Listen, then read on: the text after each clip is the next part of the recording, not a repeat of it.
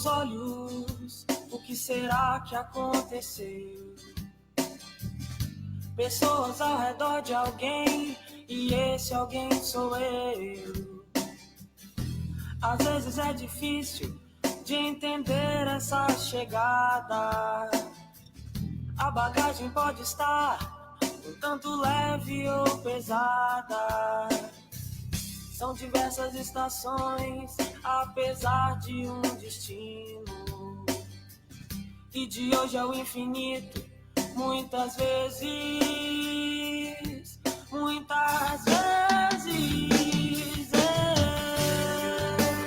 vou voltar e começar a amar. Nunca é demais. E descobrir, evoluir, cada dia um passo a mais. Agora estou aqui e começo a relembrar as promessas que eu fiz. É a hora de enfrentar. Pessoas vêm e vão, observa a caminhada. Umas passam tão tranquilas, outras tão desinformadas. E a vida é feita assim, de partidas e chegadas. Hoje sei que estou aqui, mas em breve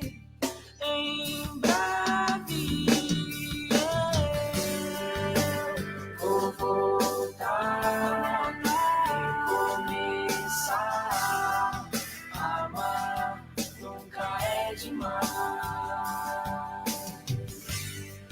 E descobrir, evoluir, cada dia um passo a mais. Eu vou voltar e começar a amar. Nunca é demais. E descobrir, evoluir, cada dia um passo a mais.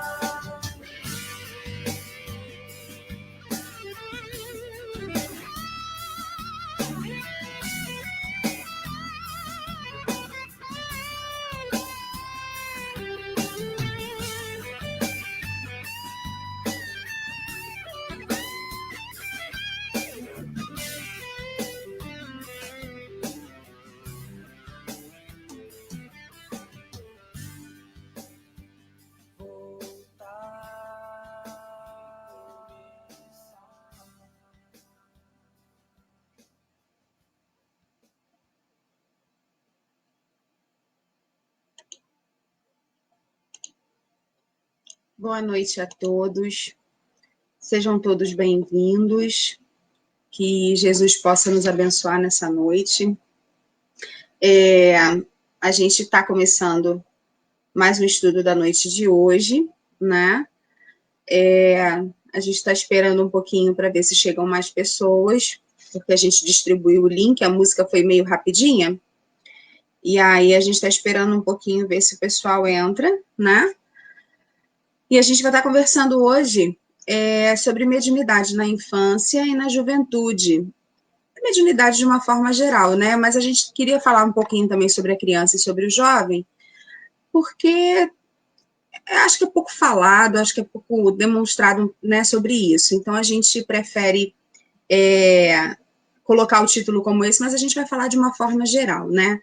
Então, obrigado pela presença de todos. A gente já agradece de antemão aos nossos amigos, né? A Cláudia e o Ronilton, que se predispuseram a nos ajudar. Eles são lá do 10º Seu, em Belford Roxo.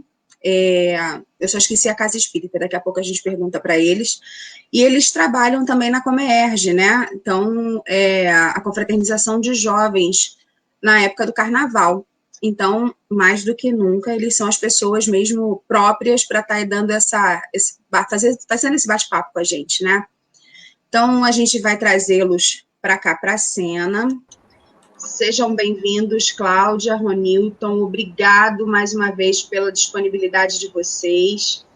E eu esqueci, a casa espírita de vocês é Sociedade Espírita Francisco de Assis, é isso? Seara Espírita Francisco de Assis, Areia Branca, Belfort Roxo.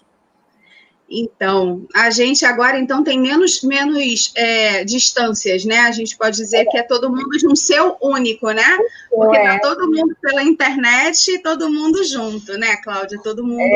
Esse período aí, se teve uma coisa boa, foi isso, né? Quebrar as barreiras.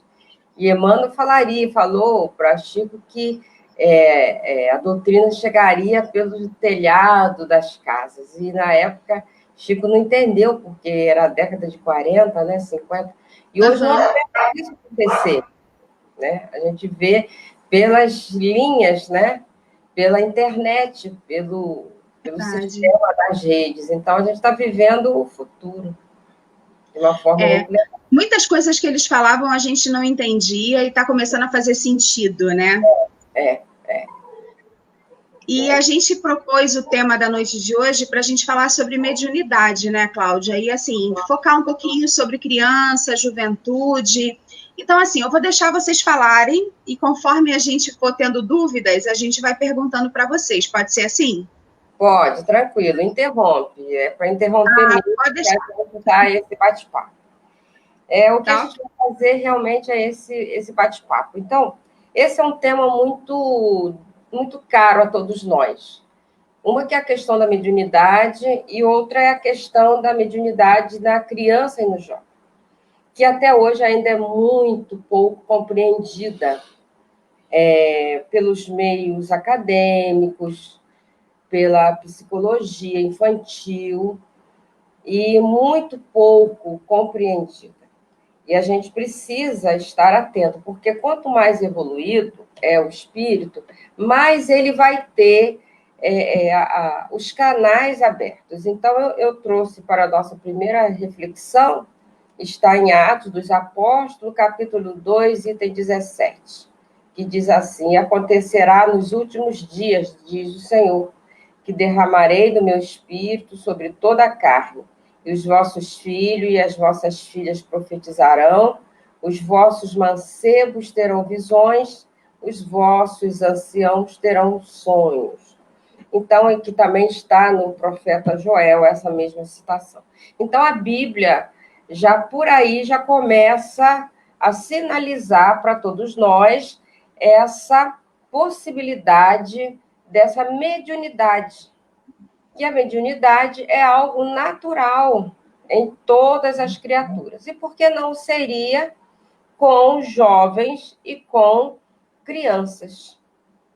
E aí a gente trouxe para algumas reflexões um livro, né, de Dona Sueli Caldas Schubert, deixa eu ver, Mediunidade, Obsessão em Crianças, que é um livro que ela vai ver, é um livro gostoso, é um livro bem tranquilo de ler, não é assim, um livro de uma cátedra, é um livro didático, e eu trouxe algumas coisas como testemunho de Chico Xavier. Eu gosto sempre de mostrar os livros que eu vou trabalhar, porque eu não gosto de dizer que, olha, Cláudia está tirando a cabeça dela.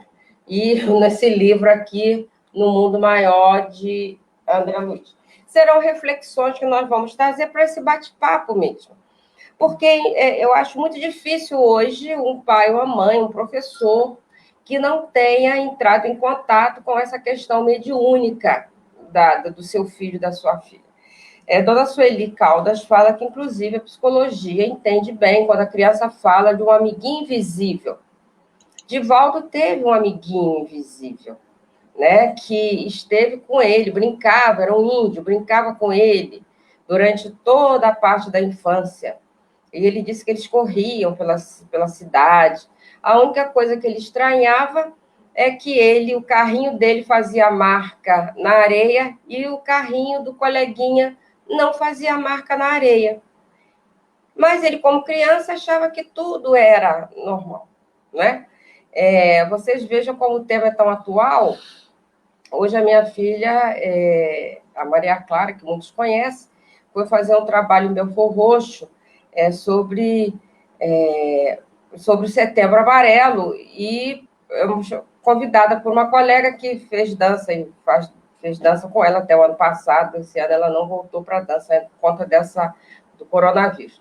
Mas essa amiga, ela tem uma academia e faz vários projetos em Belfort Roxo. E minha filha, e Maria Clara, minha filha, foi lá fazer esse trabalho, exatamente fazendo essa palestra. E ela se deparou agora que a colega se tornou espírita, está estudando espiritismo. E ela, muito surpresa, perguntou: não, é porque minha filha, né, tem uma filha pequena, começou a falar várias coisas. Começou a falar de uma casa rosa, que nunca viu casa rosa, mas ela viu que o avô tinha uma casa rosa. Aí essa criança pede um cavalete para pintar. Olha, eu preciso de um cavalete. Essa criança nunca teve contato com cavalete.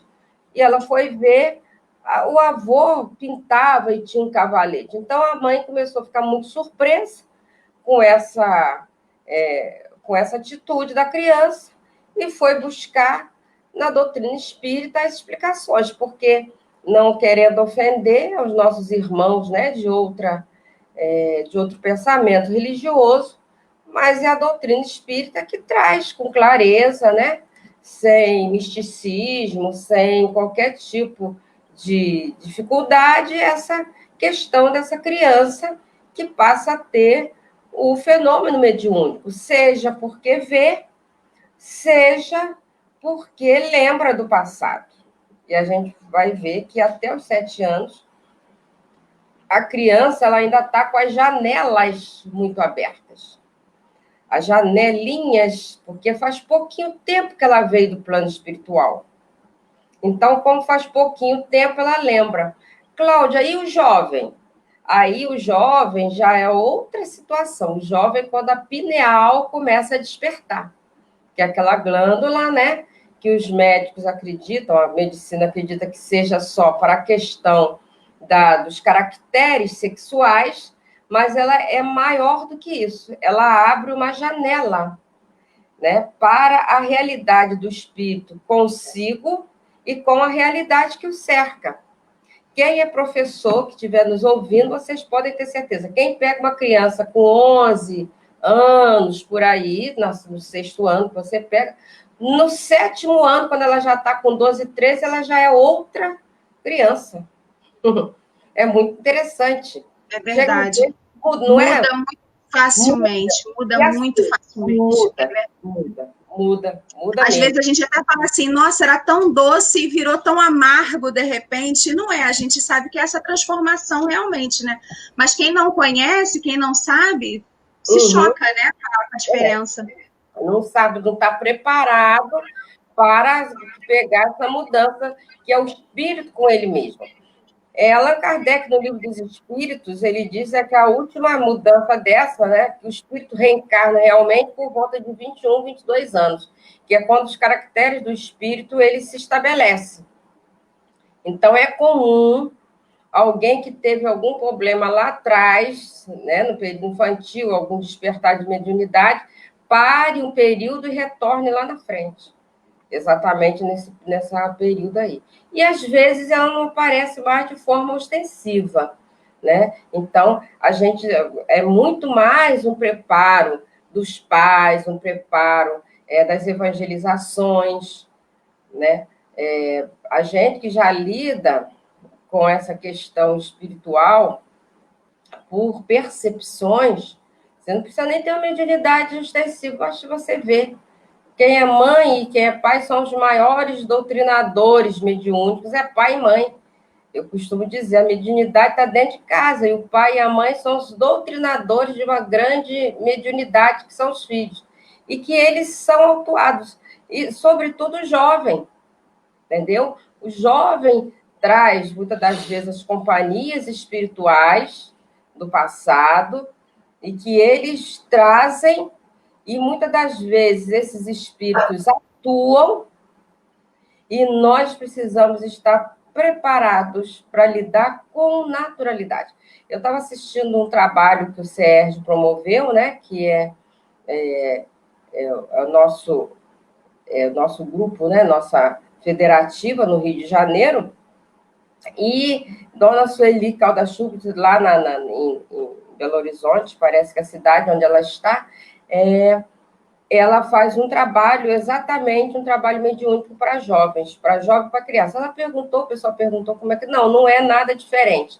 A gente faz uma reunião em que são atendidos por vibrações, irradiações, o jovem e a criança, dado a necessidade desses últimos dias, né? E a gente está no Setembro Amarelo. Por que tanto suicídio de jovem e de crianças até?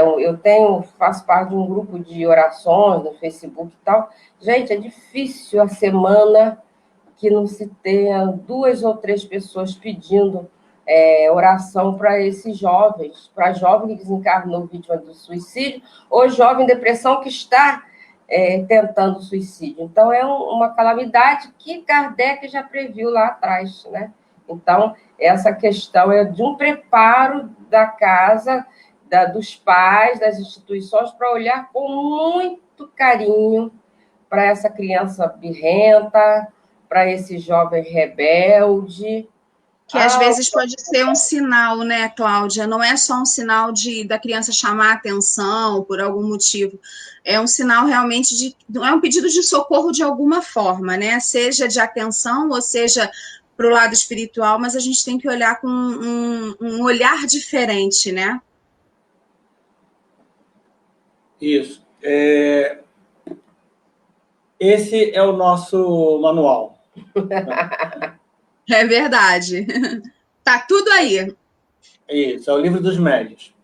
E eu estava procurando e achei no capítulo 18 do Livro dos Médiuns, na segunda parte, na questão 221, dos inconvenientes e perigos da mediunidade, e lá no item 8 dessa dissertação, há uma pergunta.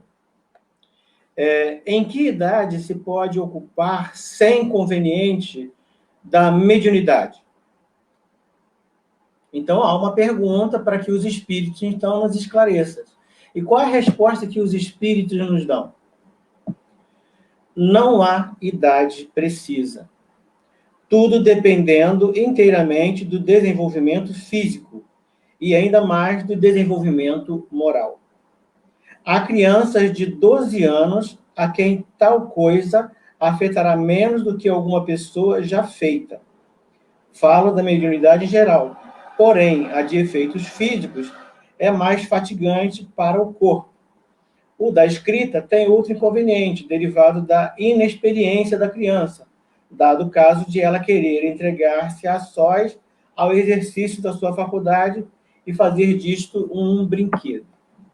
Então, quer dizer, nesse item, ele já esclarece. Não existe inconveniente. A idade da criança vai depender da sua evolução moral. No Livro dos Espíritos, que é o outro livro básico da nossa codificação, eles perguntam assim: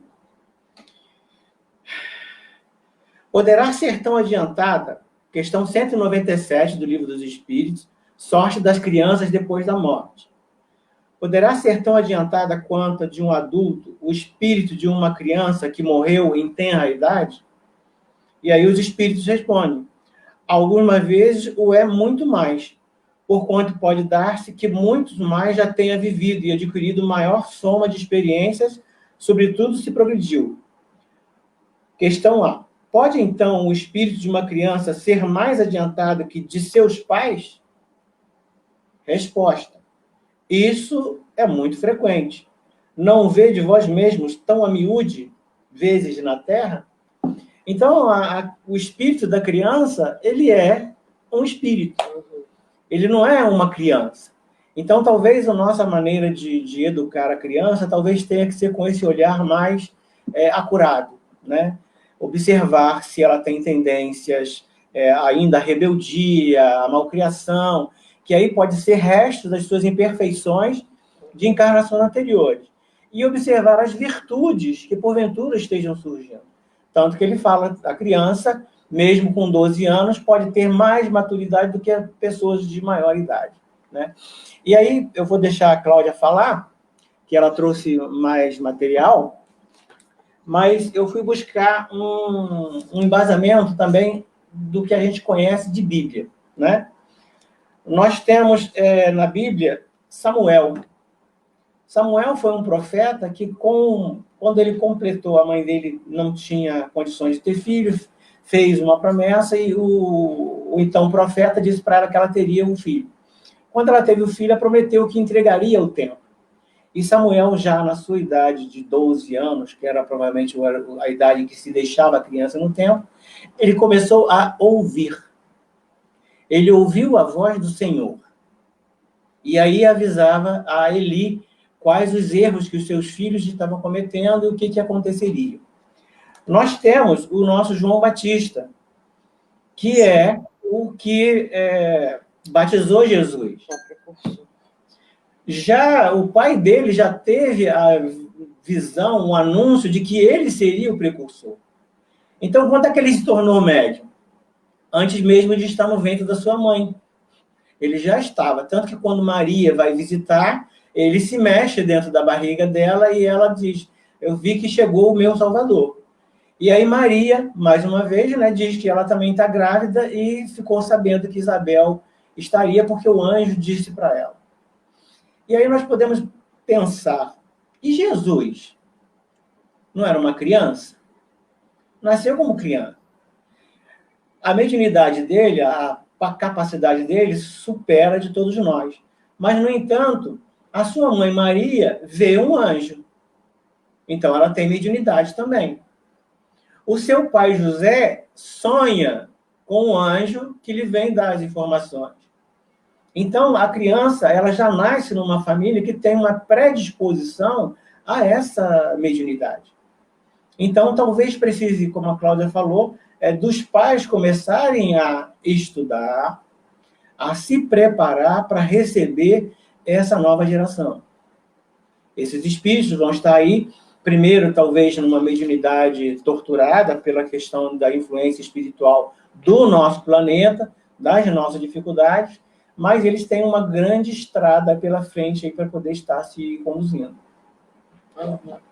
E eu acho, só interrompendo rapidinho, mas eu acho que, de uma certa forma, a mediunidade na criança, ela tem surgido, né? Ela tem aparecido de uma forma, para a gente, né, que é pai, que é evangelizador, a gente acaba percebendo de uma forma muito maior. Tem acontecido com mais facilidade, né? Tem muito mais crianças apresentando, né, a mediunidade um pouquinho mais... não vou dizer totalmente ostensiva, mas que não é, mas aquelas diferenças, né, dos demais. Então, assim, de uns tempos para cá, eu já evangelizo há muito tempo, mas de uns tempos para cá, a gente percebe que tem sido mais comum achar crianças que veem alguma coisa, que ouvem, que tem o amiguinho imaginário, que a gente sabe que não é imaginário, mas, assim, a gente percebe muito mais a miúdo, né, essas manifestações mediúnicas, né, Cláudia? Por conta da própria evolução, né? Porque, na verdade, a gente fala mediunidade, mas a mediunidade é um outro sentido, né? Além do sentido que nós temos, existe um outro sentido que começa a se concretizar e que vai ser o sentido que vai ser no futuro. No livro Nos Domínios da Mediunidade, ele fala da Era do Espírito, que nós estaríamos entrando lá, quando o Chico psicografou, na Era do Espírito. Então, na Era do Espírito, por mais que se tente esconder, dizer que não tem, por mais que se tente, não vai ter como. E eu não estou falando aqui como arrogância de espírita, não. Eu estou falando como quem estuda vários contextos. E isso não vai ter como a pessoa esconder, porque você vê, as crianças estão levando os pais para a doutrina espírita. Quando já se pensou nisso, o pai e a mãe também, mas estão sendo obrigados a ir para a doutrina, obrigado entre aspas, devido à necessidade de aprender um pouco mais. E aí isso vai ser algo tão natural nas próximas gerações que vai deixar de ser é algo de espanto, problemas. É claro que nós ainda somos ainda no período de transição, nós ainda temos ainda muitos espíritos comprometidos, né? Nós ainda estamos muito comprometidos com o nosso passado. E esse passado, às vezes, nos bate à porta, através de uma mediunidade torturada do jovem e da criança, né? Nós reencarnamos, trazemos ao redor os nossos espíritos afins. Então, existe toda essa situação. E a gente sabe, né, que a criança, às vezes, dorme e fica assustada, acorda à noite chorando, porque viu alguma coisa. Então, quando o pai é espírita e a mãe já conseguem muito bem lidar com isso. Você imagina uma criança que vê que ouve escuta, o pai não acredita, a mãe também não, e diz que é besteira, e vai no médico e passa um remédio lá, um calmante, isso não é bobagem. Imagina a dor, o drama dessa criança. O drama dessa criança. Essa criança sofre muito por conta, eu conheço pessoas que sofreram muito na infância por conta dos pais não darem conta, não terem esse conhecimento, e a criança, como um espírito imortal, passa a ver e ver um monte de coisas, né? Tem até aquele filmezinho americano, aquele filme muito bom, né? Então, o Sexto Sentido, que mostra aquele menino atormentado, porque vê o tempo todo. E quantos? A nossa irmã Ivone do Amaral Pereira, né, que é um espírito hoje trabalha muito no campo dos irmãos que suicidaram, ela foi suicida durante pelo menos em duas reencarnações, ela teve um tempo que ela teve que morar com a avó, porque ninguém suportou Ivone. Ninguém suportava aquela criança rebelde, que não se adaptava àquela família, que lembrava que tinha morado em castelo, que chamava a carruagem, que falava, olhava para o pai, imagina, naquela época, né, embora os pais espíritas, imagina no início do século XX, 1920, 1930, não, você não é meu pai, não. Não reconheci o pai, você não é meu pai. Devia ter levado umas sovas mesmo, não é meu pai. Meu pai não é assim. Meu pai usa roupas assim, assim, assim, assim. Ele lá em Lavras. Eu quero minha carruagem. Cadê as minhas luvas? Ninguém suportou. Mandou morar. Vai morar com a avó. Essas coisas, a avó certa. Vai lá morar com a avó. Porque ninguém suportou. Porque era uma média ostensiva, com um mandato mediúnico que ela cumpriu muito bem. E aí ela cresceu, foi levada à doutrina espírita muito cedo trabalhou como médium, e aí que ela foi se descobrindo. Mas foi um desafio até os últimos dias da vida dela, talvez só nos últimos dias que ela foi uma médium, que ela conseguiu um equilíbrio, que é outra coisa também. Porque o médium desequilibra-se emocionalmente muito fácil, até por isso mesmo, porque ele é médium. Então é necessário ter muita paciência, muito trabalho. Por isso que hoje em dia eu digo, não é tão difícil ter o médium. O mais difícil é ter os orientadores bastante preparados, adestrados, conhecendo aquele fenômeno. Quantas vezes? Às vezes, assim, eu e meu esposo estamos aqui em casa, aí uma jovem liga, alguém fala, fulano, aí não é meio de semana, não tem reunião, mas às vezes o jovem quer conversar, quer desabafar, vai embora, vem para cá. Não está conseguindo dormir, vem para cá, e dorme de roncar. Mas não, a gente sabe que não é por nada, é pela acolhida, é pela oração, vamos orar juntos, vamos dar o passe, né? Vamos dar o passe, vamos acolher, né? Então, vem para cá, aí dorme, aí a casa pequena dorme aí embolado, aí dorme, descansa, no dia seguinte já vai embora, tá? Agora tá. Então, a gente tem que estar aberto, porque senão fica difícil. Na Comerge, como você falou, que nós participamos, muitos jovens têm despontado com a sua mediunidade. Mas a gente percebe uma resistência maior entre os adultos, entre os próprios facilitadores do grupo de mocidade, que, não sei por que cargas d'água, eles vivem só na evangelização e não estão dentro de uma reunião mediúnica, e quando isso surge, é como se eu quisesse afastar não pode falar isso, não pode orientar. Como é que não pode orientar? Se ele não for orientado em algum lugar, ele nunca vai ter noção do qual é a sua capacidade e para que aquilo serve. Vai viver eternamente atormentado? Quer dizer, então a gente precisa mudar um pouco do conceito, porque a gente tem visto as casas espíritas esvaziando, as reuniões mediúnicas acabando, e você vai ter o quê? Vamos ter uma doutrina espírita transformada numa peça de teatro, em que as pessoas estão lá fazendo tantas outras coisas que Paulo fala lá no livro Paulo Estevão, que a comunidade que ele frequentava já tinha Antioquia, já existiam vozes, ouviam vozes, viam os espíritos. Manifestações diretas. E quando ele se afasta por 2 anos, aquilo muda completamente, acaba. Ou seja, o que nós estamos fazendo? Não é a mesma coisa? Vamos transformar nesse movimento assim mais light e deixar de nos ocuparmos com as faculdades que Jesus nos disse. Vós sois deuses. Vós sois deuses. E a gente está deixando a nossa mediunidade para lá, né? O Fernando Revoredo, ele colocou assim, ó, pra gente. Ele disse assim: o medo em relação à mediunidade é muitas vezes efeito da má educação, onde os adultos pregam mais o terror que a compreensão do mundo espiritual.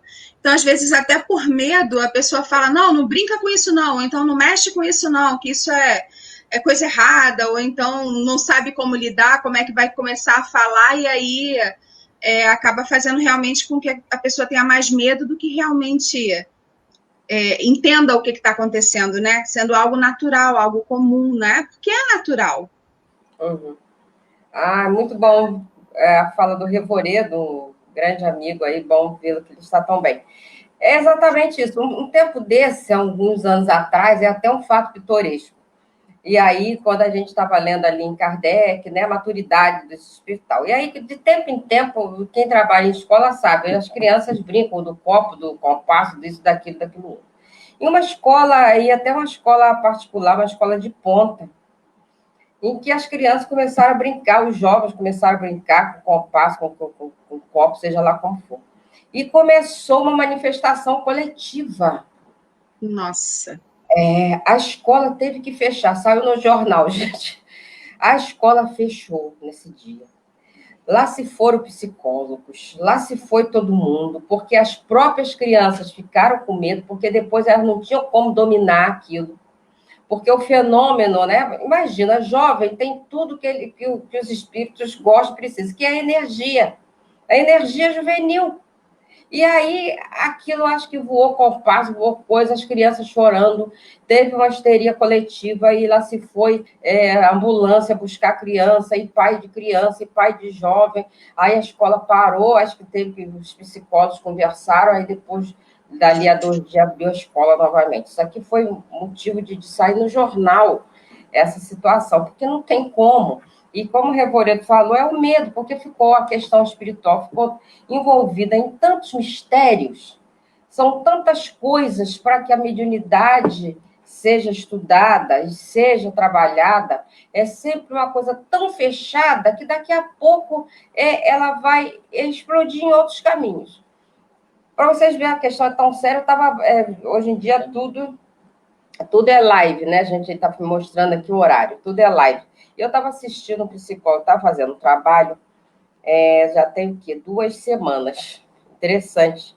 Ele é psicólogo, hoje em dia que você aí junta o pessoal do Brasil todo. E ele estava fazendo uma constelação lá, familiar e tal, era um problema de um casal. O casal estava se desentendendo, olha só, não tem nada de espiritismo, era um grupo de psicólogos, muitos psicólogos, e eles estavam lá para atender um casal que estava com a questão de problema familiar. E aí começou os processos, Teve uma hora que o psicólogo, quando viu, ocorreu o que se chama constelação de movimento do espírito, que a gente ri por dentro, que a gente sabe que é a dinâmica espiritual. E apareceu uma entidade, Claro que não como a gente ia na mesa mediúnica, que é a coisa muito mais ostensiva. Mas ele viu que é participante, isso online, hein? Estou falando para vocês online, os quadradinhos. Eu digo que sou uma pessoa que eu estou estudando as coisas para todo mundo nos quadradinhos do Zoom. E ele falou, bom, agora a gente vai ter que fazer uma prece, vamos ter que parar, eu não gosto aqui na religião, mas vamos ter que orar. E parou todo mundo, o pessoal também, a gente depois descobre que muitos eram de Umbanda e outro tanto espírita mesmo. Aí ele falou, aí o movimento do espírito, aí eu captei, aí eu parei, né? Na verdade, eu estava até fazendo uma limpeza e estava olhando de longe, com o meu celular de longe. Aí eu parei, assim, meu Deus, agora o negócio é sério. Aí fui pro quarto, aí, Roninho, o que você foi fazer aí? Não, peraí. Porque agora a gente tem que orar, eu vou vibrar. Estamos de longe, o Espírito do Senhor só para onde quer. No que eu fechei os olhos, que fiz a prece, mentalizei, eu falei assim, o problema é com a criança. O problema não é com os pais, é com a menina. E como, de fato, da criança... Aí eu vi tudinho, a cena na minha cabeça, era um problema muito grave, de alguma coisa que aconteceu num passado muito remoto, que envolvia a morte da criança. Olha só os processos, para vocês terem a ideia, isso tem 15 dias, não foi casa espírita, não foi espiritismo, não foi mesa, não foi nada. Aí, a gente aqui, né, na sala devia ter umas 60 pessoas, 60, 70 pessoas na sala lá do psicólogo. Aí eu disse, ai, meu Deus do céu, aí começamos a orar, né? E a menina, que era representante dessa entidade que estava com a família, mostrava um ódio muito grande. Aí o constelador falou assim, bom, então agora a gente vai ter que arrumar agora um anjo, alguém que seja um anjo, alguém que seja alguma coisa aí. E arrumou uma pessoa para fazer. Gente, eu daqui de casa, que não sou média ostensiva, embora eu trabalhe na mesa mediúnica, eu vi assim, gente, é a filha do perseguidor que vai chamar ele. Mas dito e feito. Aí o pastor perguntava assim, você é o quê? Você assim, eu sou a filha. Papai, eu não morri. Vocês entendem um negócio desse? Papai, eu não morri. Vem comigo.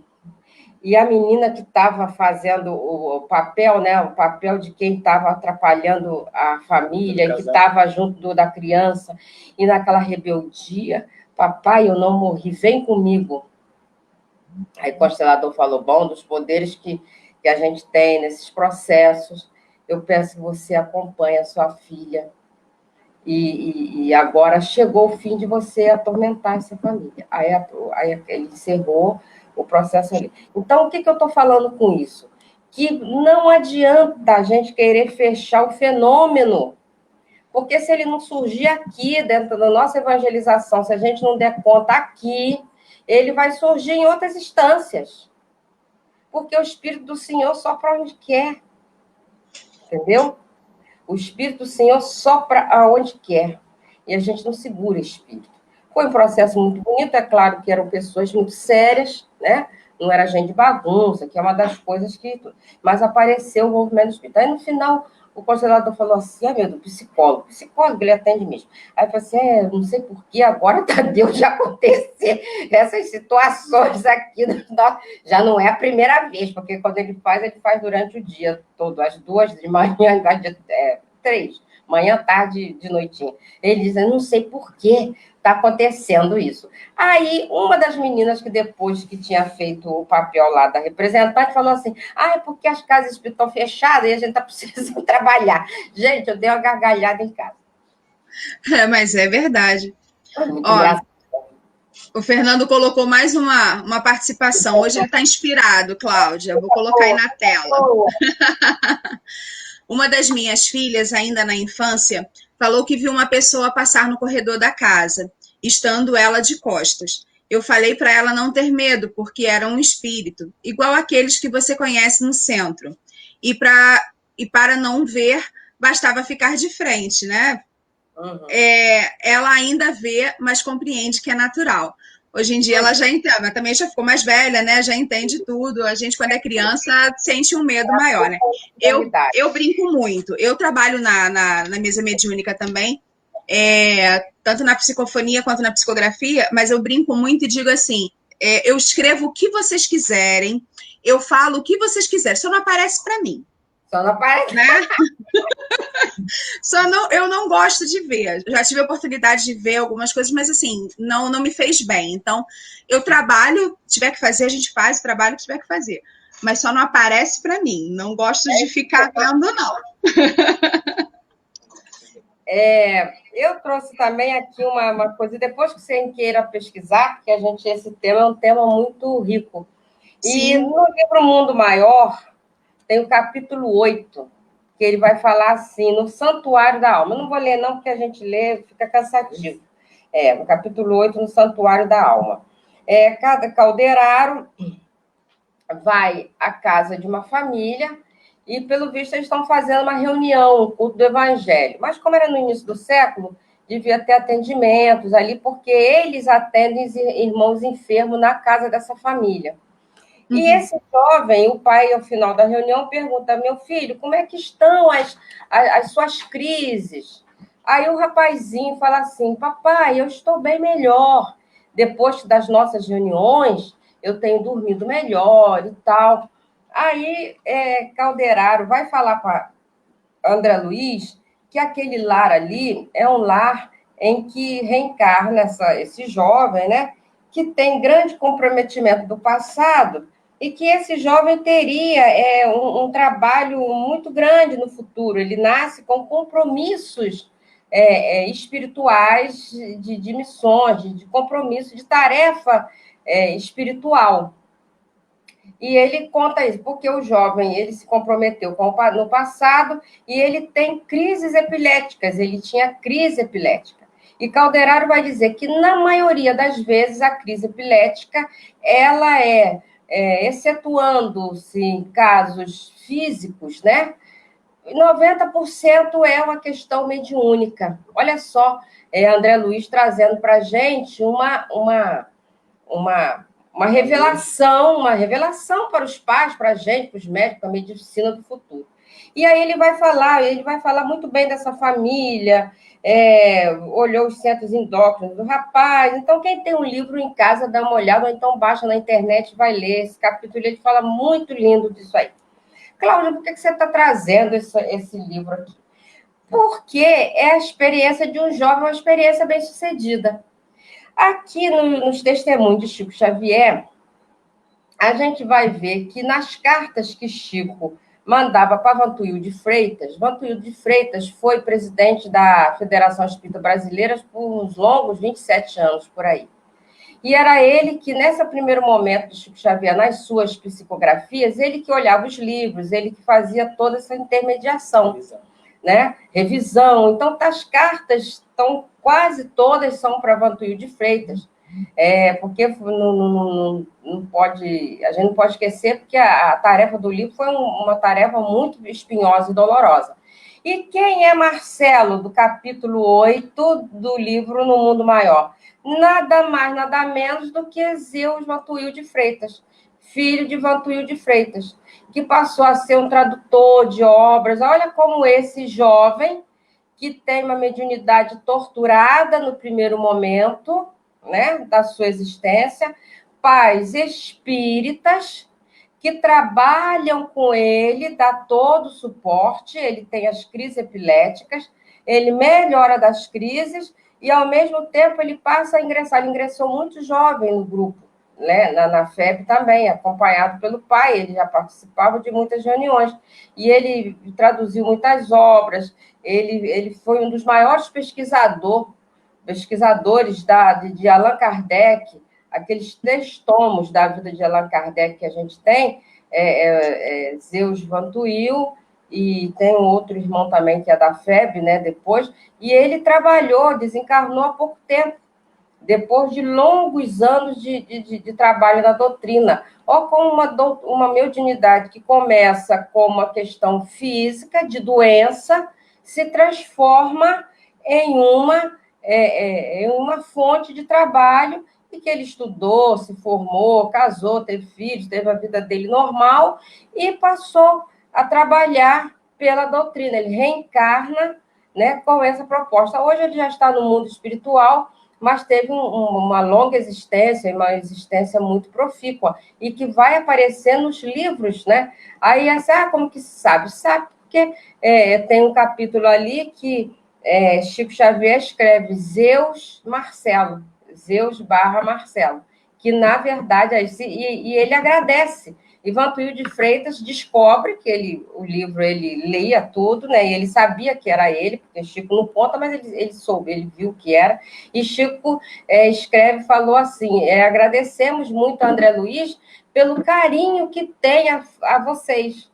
E o próprio Antônio de Freitas escreve também agradecendo esse carinho de André Luiz pela família, pelo culto, pelo tipo de trabalho que eles estavam tendo, né? Então, olha esse intercâmbio de uma forma tão bonita, né? Que a gente cria tantos obstáculos, de uma forma tão bonita, esse intercâmbio entre esses dois mundos, a ponto de André Luiz dedicar um capítulo inteiro, né? Para quem lê o livro todo, ele mostra que esse capítulo inteiro de uma questão, de uma mediunidade de um jovem sendo bem tratada e bem sucedida, né? E eu achei lindo isso, a gente ver nesses livros de testemunho de Chico Xavier esse caso aí, que é uma coisa maravilhosa. Maravilhosa. É muito lindo, né? Com certeza. Agora, me surgiu uma dúvida aqui, Cláudia. Se a pessoa, de repente... Aí, Cláudia, Ronilton, vocês podem me ajudar. A pessoa, de repente, não quer. Ela tem essa mediunidade ostensiva, mas ela não quer atuar como. Eu não quero trabalhar, não quero servir de médium. Isso causa algum problema para ela? A gente costuma dizer que a mediunidade ela pode ser desenvolvida por várias fileiras, né? Dessa forma que a gente trabalha com mediunidade, a gente está no movimento espírita, né? Na doutrina espírita. O mundo inteiro, nem todo mundo é espírita, mas as mediunidades elas vão sendo trabalhadas aí em alguns casos. O que eu posso dizer, eu tenho na minha família essas situações de pessoas que têm assim, uma mediunidade muito extensiva, mas nunca quis, sempre ficou com medo, nunca teve, porque tem uma coisa também, você para ser espírita, você tem que gostar de ser espírita, né? Você tem que gostar daquilo, é igual um dom que você tem para pintura, para jogador de futebol, para cantor, para médico. Você tem que gostar, né? Tem que gostar. E o plano espiritual respeita a sua decisão. Só que, se o médium ele é muito extensivo e ele veio com uma tarefa reparadora, se ele já nasceu, olha, já nasci em uma família espírita, eu tenho pessoas na minha família que sofrem muito. Como que sofre, Cláudia? Sofre porque é uma dor de cabeça que não passa nunca, é um tratamento eterno de enxaqueca, são aqueles tratamentos eternos, né?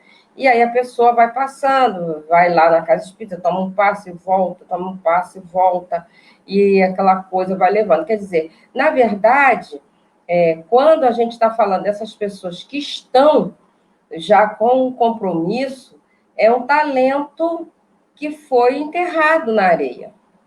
É claro que a gente tem aí, eu já vi muitas pessoas, aí ele tinha uma mediunidade, estava lá, mudou de religião.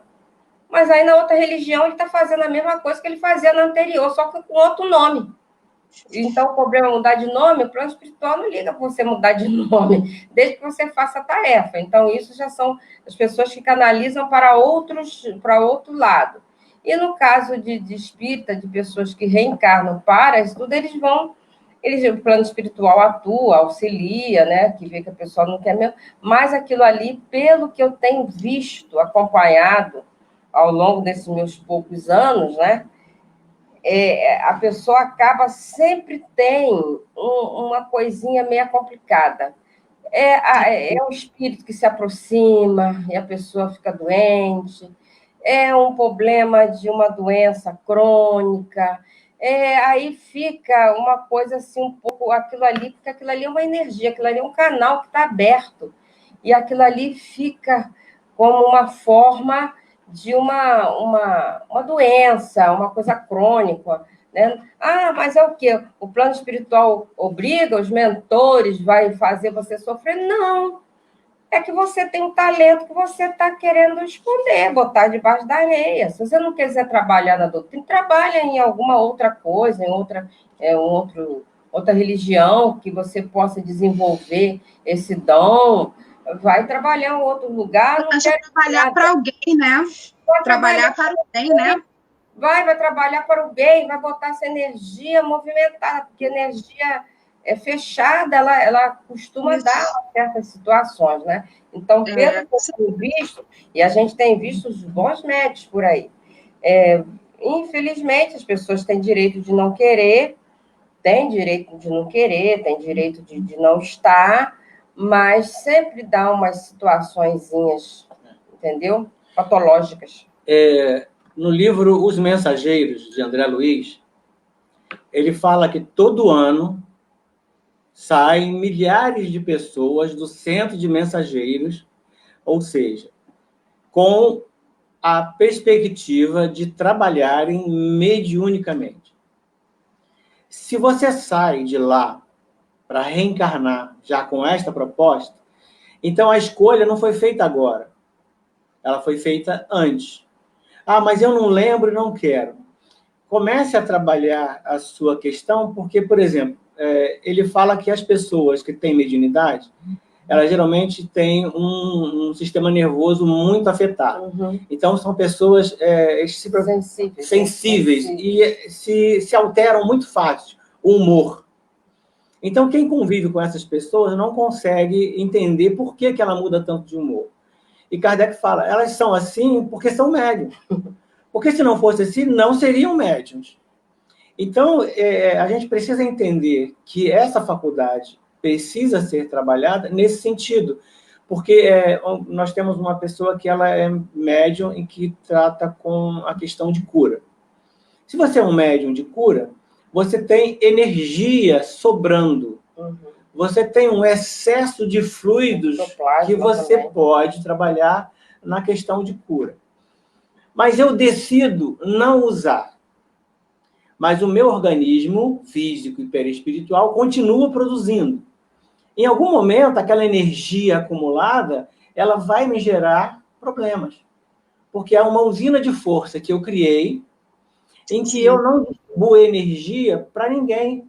Não faço bem, porque uma usina hidrelétrica, quando você cria, é para poder gerar energia e distribuir para várias casas, para várias pessoas.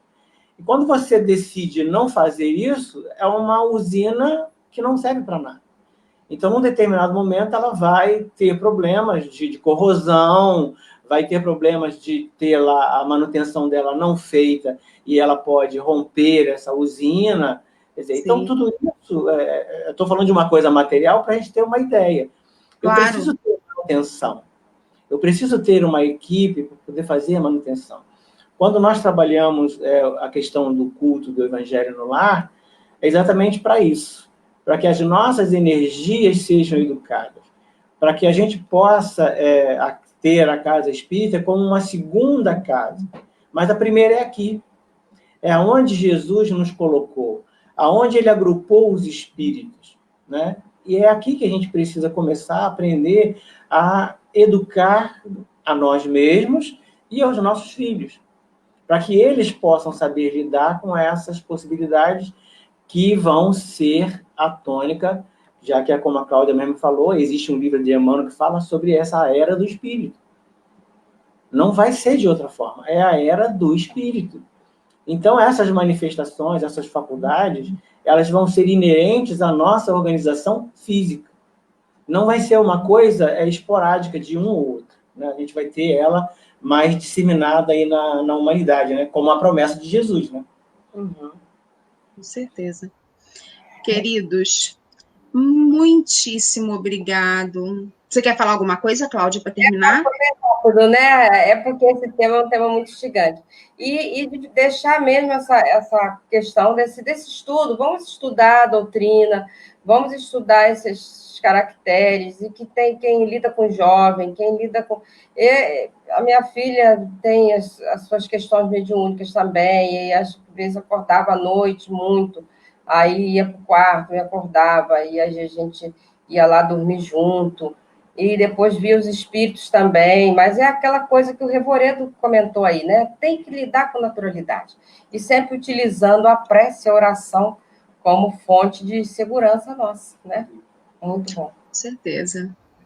É muito importante, né? A gente entender que é natural e que é importante, é uma importante forma de trabalhar para o Cristo, né? A gente às vezes fica assim,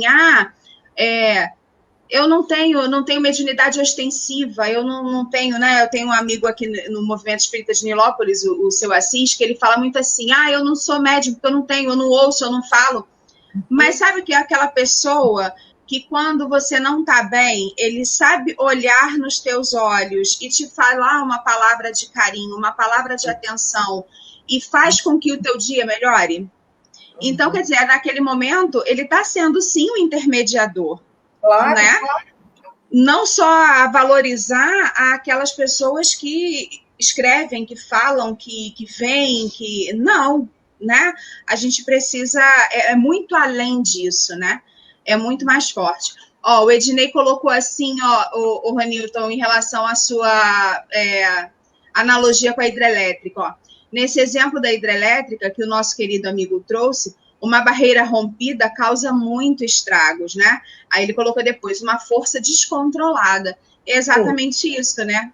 Energia parada, acumulada, é repositório de doença. Até uma pequena represa, né? Se a água fica muito tempo ali, não tem uma movimentação, não gera doença para a gente, quem dirá a nossa energia, né? Tatiana, só uma informação para a gente. Nós temos na doutrina espírita o caso das irmãs Fox, que foram as primeiras jovens que tiveram a manifestação de um espírito batedor. E a Kate tinha 7 anos e a Margaret tinha 10 anos.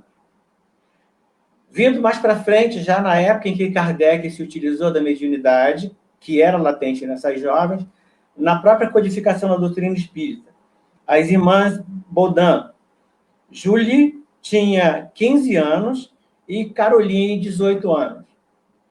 A senhorita Jafé, que foi uma outra médium que ele, a Ruth Celine Jafé, que foi a questão que tinha lá as perguntas dos cadernos, ela tinha 20 anos. Então, a gente vê dentro dessa trajetória nossa mesmo, que essas mediunidades juvenis bem orientadas são capazes de produzir maravilhas, né? E a gente precisa só orientar mesmo. Verdade. E a gente não ter medo, né? Porque acima de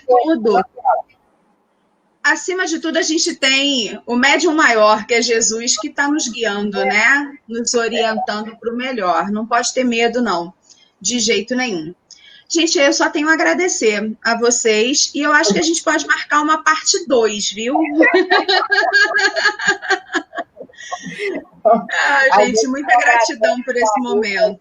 Agradece a oportunidade, a gente nunca tinha feito dessa forma, mas ficou um bate-papo muito legal, e é bom quando a doutrina ela pode ser conversada assim, com essa leveza e algo muito gostoso, que é uma coisa que a gente está mais precisando hoje, do que realmente só uma palestra formal, né? Eu que agradeço. A proposta exatamente desses encontros às sextas-feiras é exatamente isso. Exatamente por ser sexta-feira, já é o fim da semana, o pessoal já está cansado. Então, assim, já viu muitos estudos das casas espíritas. Então, assim, a gente fazer uma coisa muito engessada, eu acho que seria muito, muito maçante. E aí a proposta é a gente trazer pessoas que tenham essa leveza para trazer assuntos sérios, mas que a gente consiga estar conversando de uma maneira bem agradável. E vocês fizeram essa noite da gente brilhar mais um pouquinho. A gente agradece muito, tá? Obrigada. Fiquem com Deus. Muito obrigada. Obrigado a todos que participaram também. Obrigada pelo convite e a oportunidade de a gente estudar mais. Isso. E vocês que ficaram com a gente até agora, muito obrigada. O Ednei está dizendo aqui para a gente que está com muita saudade de todos nós. Eu também, Ednei, espero que você esteja melhor, que você estava meio dodói, né? Mas espero que Deus esteja melhor. Cultos por ele, por todos os amigos que estão dodói. É verdade. A Evibene também dando aqui... mandando beijos para todos. Então, a gente agradece a todo mundo. E eu gostaria de pedir, se eu posso pedir mais alguma coisa a vocês, Ranilton, faz uma prece para a gente encerrar. Pode não. ser? Vamos lá. Então, vamos elevar o nosso pensamento a Deus, a Jesus, a querido Mestre Jesus, bondosos amigos espirituais, anjos guardiães, que possam estar auxiliando a todos aqueles que têm o compromisso com as revelações do Cristo, com a mediunidade com Jesus, no trabalho de esclarecimento entre os dois mundos. Que possamos servir de instrumentos dóceis aos bons espíritos, educando a nossa mediunidade, educando as nossas possibilidades para servir ao bem e ao próximo. Que Jesus nos abençoe, hoje, agora e sempre. Graças a Deus. Graças a Deus. Fiquem com Jesus. Foi muito bom estar com vocês. Também, gente. Fiquem com Deus. Boa semana para todos nós. Fiquem na paz. Tchau, tchau. Tchau, coraçãozinho.